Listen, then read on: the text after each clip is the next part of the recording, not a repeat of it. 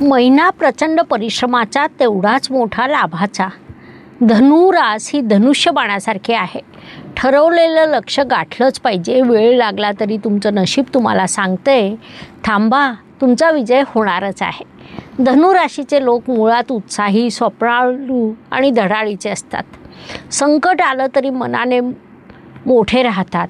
स्वतःसह इतरांची काळजी घेतात आणि म्हणूनच लोक तुमच्याकडे मार्गदर्शनाला येतात.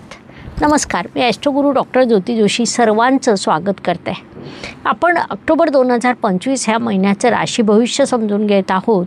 आजच्या भागात धनुराशीच्या जातकांसाठी हा महिना कसा राहील यावर सविस्तर चर्चा करणार आहोत. विविध दृष्टिकोनातून या महिन्यातील ग्रहस्थितीचं शास्त्रोक्त विश्लेषण करणार आहोत आणि सोबतच व्हिडिओच्या शेवटी मी तुम्हाला या महिन्यात करावयाचे विशेष उपाय देखील सांगणार आहे. त्यामुळे व्हिडिओला शेवटपर्यंत बघायला विसरू नका.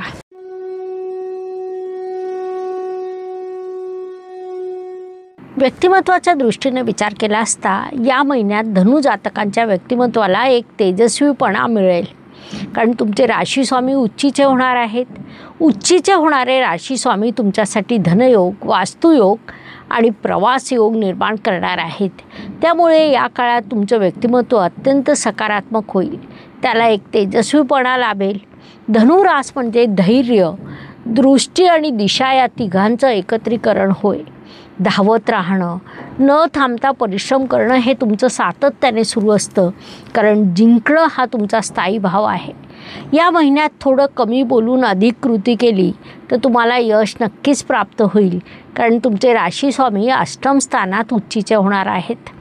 तुमचं मन थोडं स्थिर ठेवा, प्रयत्न प्रखर ठेवा आणि सातत्याने कार्यरत राहा हा सल्ला देण्यात येत आहे. धन, कुटुंब, वाणी या दृष्टीने विचार केला असता धनुराशीसाठी शनिदेवांची स्थिती महत्त्वाची ठरते. कारण ते तुमचे धनेश आहेत. शनिदेव या काळात तुमच्या सुखस्थानात विराजमान आहेत. कुटुंबात आनंदाचं वातावरण राहील, सौख्य टिकून राहील, पैशांची आवक राहील. केवळ आपल्या वाणीवर नियंत्रण ठेवलं पाहिजे, जेणेकरून विनाकारणचे वाद निर्माण होणार नाही. ही बाब लक्षात घ्या. पराक्रम आणि परिश्रम या दृष्टीने विचार केला असता तुमच्या तृतीय स्थानात राहू ग्रह विराजमान आहे. राहू म्हणजे अटॅचमेंट होय. एखादी गोष्ट कोणत्याही परिस्थितीत मिळवण्यासाठी पाहिजे तेवढी परिश्रम करण्याची मानसिकता राहू ग्रह निर्माण करतो. या काळात तुमचे परिश्रम प्रचंड वाढलेले आहेत, ज्यामुळे या काळात तुम्हाला अतिरिक्त परिश्रम घ्यावे लागतील. मात्र त्या परिश्रमाचं सोनं होईल. प्रवास फलदायी ठरतील. विद्यार्थ्यांना, नोकरी करणाऱ्यांना किंवा व्यावसायिकांना प्रवासाचा लाभ होईल. थोडक्यात या सर्व दृष्टीने हा महिना तुमच्यासाठी यशदायक म्हणता येईल. या काळाचा पुरेपूर उपयोग करून घ्या. वास्तू, वाहन, जमीन, सुखशांती या दृष्टीने हा महिना तुमच्यासाठी सकारात्मक म्हणता येईल. घरातील वातावरण आनंदी राहील. वाहन खरेदीचे संकेत आहेत. त्यामुळे ज्या जातकांचं त्या दृष्टीने काही नियोजन सुरू असेल त्यांनी या काळात आपले प्रयत्न वाढवायला हवेत. त्यात तुम्हाला यश प्राप्त होईल. मात्र आईच्या आरोग्याची काळजी घ्या. ही बाब प्रामुख्याने लक्षात घ्या. शिक्षण, संतती, प्रणय या दृष्टीने विचार केला असता धनु जातकांसाठी हा महिना उत्तम म्हणता येईल. पंचमेशाची पंचम स्थानावर दृष्टी असल्यामुळे या काळात विद्यार्थी चांगलं कार्य करतील. तुम्हाला परदेशातील शिक्षणाची संधी देखील प्राप्त होईल. प्रेमात गोडवा टिकून राहील. विवाह इच्छुक वधूवरांसाठी हा काळ सकारात्मक म्हणता येईल. संततीकडून तुम्हाला एखादी चांगली बातमी मिळेल. संतती त्यांच्या कार्यक्षेत्रात यशस्वी होईल. थोडक्यात या सर्व दृष्टीने हा काळ तुमच्यासाठी लाभदायक आहे. या काळाचा उपयोग करा. आरोग्य, कर्ज, स्पर्धक, हितशत्रू या सर्व दृष्टीने हा काळ तुमच्यासाठी लहान सहान आरोग्यविषयक समस्या जसं पोटाच्या तक्रारी, अपचन होण्याची शक्यता आहे. गळ्याला त्रास होऊ शकतो. त्यामुळे आपल्या आरोग्याची काळजी घेणं अत्यंत आवश्यक राहील. तुम्ही कर्ज घेतलेलं असेल तर हप्ते वेळेवर भरा. ते तुमच्यासाठी जास्त योग्य राहील.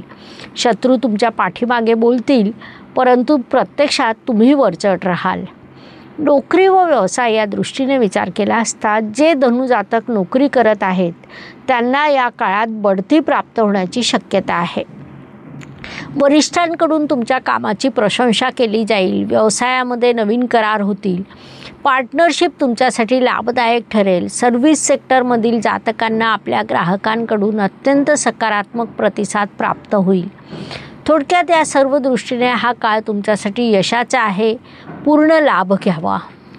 भाग्य व शुभसंकेत या दृष्टीने विचार केला असता धनु जातकांसाठी हा महिना अनेक शुभसंकेतांनी परिपूर्ण भरला आहे. त्यामध्ये प्रामुख्याने सांगायचं झाल्यास तुमचे भाग्येश कर्मस्थानात विराजमान असून 17 ऑक्टोबर रोजी ते लाभस्थानात जातील, ज्याला आपण अत्यंत मोठा शुभसंकेत म्हणू शकतो, कारण लाभस्थानात जाणारा प्रत्येक ग्रह शुभफळ देत असतो. विशेष बाब म्हणजे 18 ऑक्टोबर रोजी तुमचे राशीस्वामी उच्चीचे होतील. राशीस्वामी जेव्हा प्रबळ असतो तेव्हा इतर ग्रहांचं सहकार्य प्राप्त होत असतं. या महिन्यात तुमच्या लाभस्थानामध्ये मंगळ, बुध, रवी अशा अनेक ग्रहांचं आवागमन होणार आहे, जे तुमच्यासाठी लाभदायक ठरेल, भाग्यदायक ठरेल. म्हणून या काळाचा सदुपयोग करा. कर्माच्या दृष्टीने विचार केला असता तुमचे कर्मेश कर्मस्थानात विराजमान आहेत. या महिन्यात तुमचे राशीस्वामी अष्टम स्थानात म्हणजे अडथळ्यांच्या स्थानात जाणार आहे. त्यामुळे कर्मात अडचणी नक्कीच येतील. पण एक बाब लक्षात ठेवा की महाभारतामध्ये अर्जुनाला युद्धभूमीवर गीता ऐकावी लागली. तसंच तुम्हाला संघर्षातून ज्ञान प्राप्त होणार आहे, कारण तुमच्या अष्टम स्थानात जाऊनच गुरुदेव उच्चीचे होत असतात. त्यामुळे या काळात ध्यानधारणा, गुरुच्या मंत्राचा जप करणं उपयुक्त आहे. मात्र संघर्षाकडून प्रगतीकडे तुम्ही प्रवास करणार आहात, त्यातून योग्य तो लाभ प्राप्त करणार आहात. लाभाच्या दृष्टीने धनु जातकांसाठी हा महिना मोठा लाभदायक म्हणता येईल. या काळात तुमच्या लाभस्थानामध्ये अनेक ग्रह येणार आहे, जी अत्यंत शुभ स्थिती म्हणता येईल. विविध प्रकारचे लाभ प्राप्त होतील. इच्छापूर्ती घडून येईल. एखादी जुनी इच्छा पूर्ण होऊ शकते. जुन्या मित्रांच्या भेटीगाठी होतील. आर्थिक लाभ होईल. व्यक्तिमत्व सकारात्मक होईल. अशा अनेक दृष्टीने हा महिना तुमच्यासाठी मोठ्या लाभाचा राहील. या काळाचा उपयोग करून घ्या, जेणेकरून जास्तीत जास्त लाभ पदरात पडू शकेल. व्यय व परदेश गमन या दृष्टीने विचार केला असता धनु जातकांसाठी या काळात प्रवासाचे भरपूर योग आहेत. देशात परदेशात तुम्ही प्रवास करू शकतात. मात्र अनपेक्षित खर्च टाळा. या महिन्यात जर तुम्ही इलेक्ट्रॉनिक्स वस्तूवर खर्च करणार असाल तर तो या महिन्यात न करता पुढील महिन्यात करण्याचा प्रयत्न करा. राशी भविष्यात आम्ही सांगितलेले मुद्दे तुमच्याशी किती जुळून आले, तुमच्या मुलांची रास कोणती, तुमच्या जोडीदाराची रास कोणती, हे कमेंट बॉक्समध्ये लिहून आमच्यापर्यंत पोहोचवा. अनेक लहान मोठ्या प्रश्नावर ब्रेसलेट उपयुक्त ठरतात. डिस्क्रिप्शन बॉक्समध्ये त्यांची लिंक आहे, त्यामुळे तुम्ही तिथून ते मागवू शकता. महत्त्वाची बाब म्हणजे तुमच्या राशीला अनुसरून भगवद्गीतेचं मार्गदर्शन या विषयावर आपण काही दिवसांपूर्वी एक व्हिडिओ अपलोड केलेला आहे. तो तुम्ही बघितला असेल. त्यातून तुम्हाला अनेक नवीन गोष्टी नक्की समजतील. त्याबद्दलचं तुमचं मत कमेंट सेक्शनमध्ये अवश्य लिहा. आयुष्य हे सुखदुःख आणि चढउतारांनी भरलेलं असतं. आपण त्या काळात कसं वागतो यावरून आपलं यशापयश ठरत असतं. हे सर्व चंद्राच्या गोचरवरून ठरतं. त्या दृष्टीने या महिन्यात धनु जातकांसाठी 9, 18 आणि 28 हे दिवस शुभ आहे. म्हणून महत्त्वाची कामं या दिवसांमध्ये पूर्ण करा. तसंच 7, 16 आणि 26 हे दिवस अशुभ आहे. संघर्षाचं प्रमाण वाढेल. म्हणून या दिवसात स्वतःची योग्य ती काळजी घ्या, जेणेकरून मानसिक स्वास्थ्य टिकून राहील. ज्योतिषशास्त्रात छोटे छोटे मोठा परिणाम करणारे उपाय सांगण्यात आले आहेत. अशुभ गोष्टींची अशुभता कमी करण्याचं, शुभ गोष्टींची शुभता वाढवण्याचं सामर्थ्य त्यात असतं. आपल्या या चॅनलवर आपल्या कुटुंबातील सर्व व्यक्ती सामूहिक उपाय साधना सातत्याने करीत आहोत. 146 गायत्री मंत्रापैकी रोज एक मंत्र आपण आपल्या या 5,30,000 संख्या असलेल्या कुटुंबात दररोज प्रत्येक ज्योतिषप्रेमी स्वतंत्ररित्या करीत आहे, ज्याचा देशासाठी सामूहिक उपयोग होईल. कम्युनिटीमध्ये आपण रोज एक मंत्र शेअर करीत आहोत. त्याचा सर्वांनी लाभ घ्यावा, उपाय करावा. ऑक्टोबर 2025 कोजागिरी पौर्णिमा, नवरात्र, दसरा, लक्ष्मीपूजन नरक चतुर्दशी, दिवाळी, भाऊबीज असे एकामागे एक उत्सव आहे. हा काळ अत्यंत शुभ आहे, पण ग्रहस्थिती प्रत्येक राशीनुसार वेगवेगळे परिणाम देते.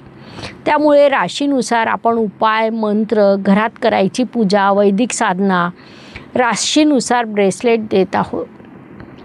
धनु राशीच्या दृष्टीने तुम्ही राशी स्वामी गुरुदेवांच्या शुभतेसाठी हळद व पिवळ्या रंगाच्या गोड पदार्थाचं दान करा.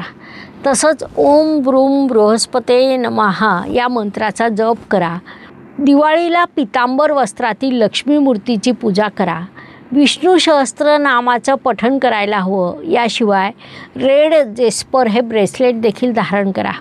त्याची लिंक डिस्क्रिप्शन बॉक्समध्ये उपलब्ध आहे. ब्रेसलेटसोबत ते धारण करण्याचा शास्त्रीय विधी, मंत्र आणि माहिती पाठवण्यात येईल. अशा पद्धतीने ऑक्टोबर 2025 हा महिना धनु जातकांसाठी कसा राहील हे समजून घेण्यासाठी एवढी माहिती पुरेशी आहे. पुढील भागात पुन्हा भेटूया. व्हिडिओ आवडल्यास लाईक, शेअर, सबस्क्राईब करा. कमेंट बॉक्समध्ये हर हर ज्योतिष, घर घर ज्योतिष लिहायला विसरू नका. धन्यवाद. शुभम भवतु. जय ज्योतिष. नमस्कार. शास्त्राचा अभ्यास करण्यासाठी माझी मराठीतून 11, हिंदीतून 2 अशी पुस्तकं प्रकाशित झाली आहे. विशेष बाब म्हणजे मी स्वतः संशोधित केलेली ज्योती जोशी पद्धती अर्थात जे पद्धती या विषयावर स्वतंत्र ग्रंथ उपलब्ध आहे. त्याचा देखील लाभ घ्यावा. यूट्यूबची कार्यप्रणाली ही मुख्यतः लाईक, शेअर आणि सबस्क्राईबवर चालते. Please like, share and subscribe the channel. धन्यवाद. शुभम भवतु. जय ज्योतिष.